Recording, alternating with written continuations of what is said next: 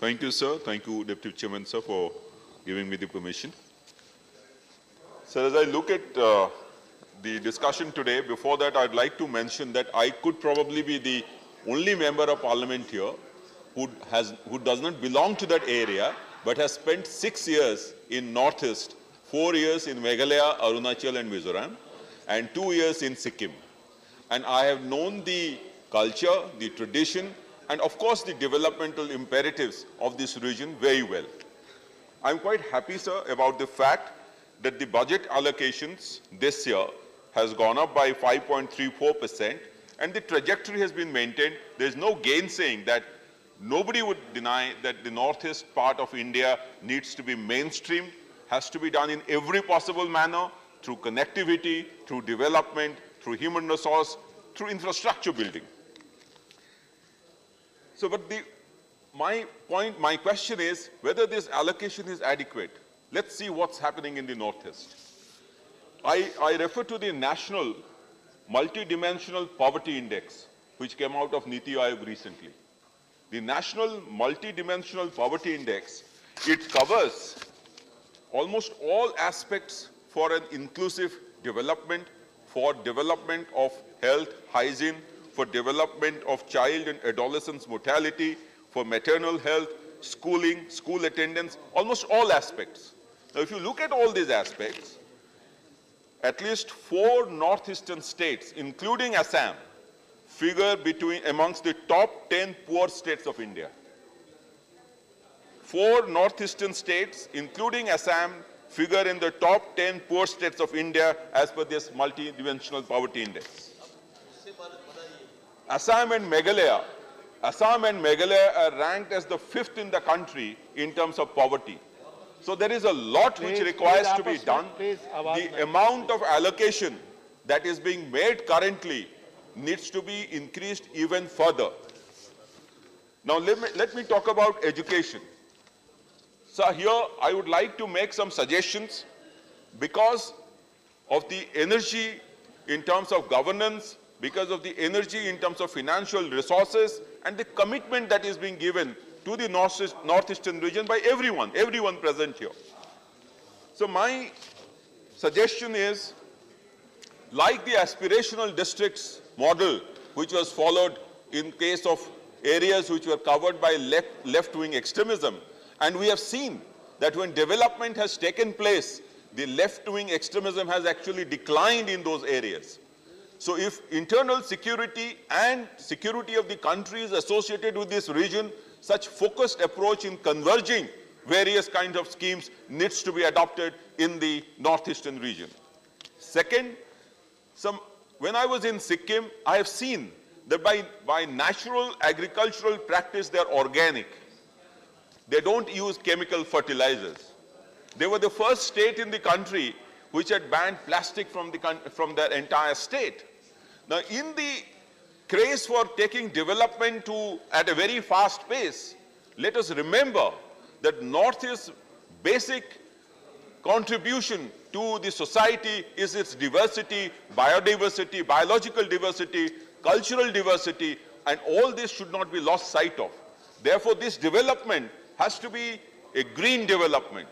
The entire approach towards development in Northeast has to be green development and green infrastructure building, roadways, highways, by using green technology. The next point is relating to the corridors. Unfortunately, despite its positional advantage, we have not been able to take advantage of its positional advantage as far as the Far East is concerned in terms of connectivity, whether it's through roadways, through in order to establish people-to-people contact. People-to-people contact is very important even in diplomacy. I think that is one particular area which requires more concentration. Sir, we have... सारे सदस्यों से request किया, including you all, to keep सुनिए माननीय सदस्य का please.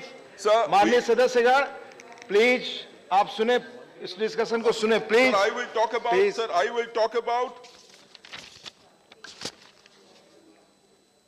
the health sector. Honorable Member Santanu Sen talked about it in terms of greater detail. But let me talk about access to health. Again, this is the latest report. The latest report says that the northeastern region faces the undeniable burden of infectious diseases, 29%, 29 per 1,000, followed by non-communicable. 1/4 of its population not seeking any medical treatment, thinking it is not serious enough. So Northeast actually faces a different kind of a problem. It actually requires awareness on health fronts and then access to quality health care.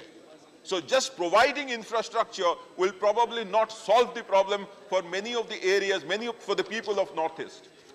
Rakesh ji, my friend, was talking about his interaction there. I can tell you, sir, I have traveled to Arunachal in 1990s and I have traveled there in 2010 to see that the development has indeed taken place. People are getting benefits, but the integration of the people of Northeast with the mainland population of India is yet to take place to the fullest extent. Don't we hear of people, students who come here to Delhi being called names in Delhi itself? So it requires a change in the mindset of people. And therefore, culturally, we have to do much more to integrate the Northeast into the national mainstream. So lastly, I would like to say that the Northeast Council, in its latest report, has indicated certain critical areas, and they are road connectivity, rail connectivity, air connectivity, cyber and telecom connectivity, inland waterways, and power. But today, when I looked at the Departmental Standing Committee of Home Affairs report on the donor ministry, I was a little surprised that there has been a reduction of 40% in 2022-23 budgetary allocations for northeastern road projects. I feel, I'll repeat this, there is a 40% decline in 2022-23 budget estimates, that is the current budget estimates, compared to the last year. When we are recognizing the fact that infrastructure is important, road infrastructure is important, why this decline? Isn't it creating a situation where we are probably making a lip service to the Northeast? That's the last thing they want. I would also like to say that the Northeastern Handicrafts and Handloom Development Corporation Limited. Handloom and handicrafts are one of the mainstays of their economy, of their rural economy. But what we find here is that in the 2022-23 budget estimates, which is the current year's budget estimates, the allocation is only 9.67 crores compared to 15.33 crores of the last year. So the entire our action should actually follow our words. We should only not live by words, we have to live by action. And if we want that the micro, medium, small sector to grow in the Northeast, which would be the source of employment for those people, I would request the government to consider increasing allocations under the Northeastern Handicrafts and Handloom Development Corporation from the current level of 9.67 crores to at least a reasonable level where people can actually, this entire thing can actually develop in clusters in different areas of the Northeast region. The last point, sir, is the 15th Finance Commission report. The 15th Finance Commission report indicated that 10 hill states, including major areas of Northeast region, are seismic and landslide risks prone. That is very high risk for landslides and seismic activity. And we all know that the lower reaches of Himalayas are very seismic prone.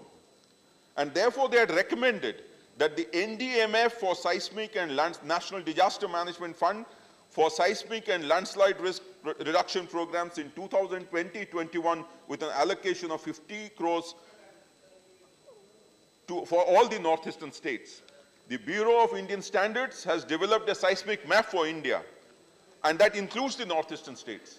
I think we have to think about disaster and disaster of huge proportions and therefore build disaster disaster mitigation measures in all our infrastructure activity that is taking place. I have seen the innumerable times the road from Gangtok to Siliguri at NH5 where there is a major hydro irrigation project coming in, the road would cave in and the border roads organization will come and clear the road and make a temporary road.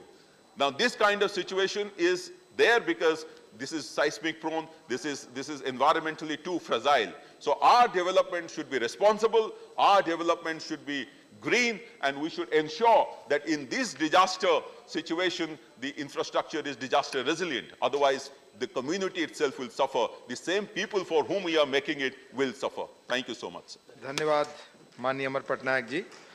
माननीय नेवम रेबिया जी।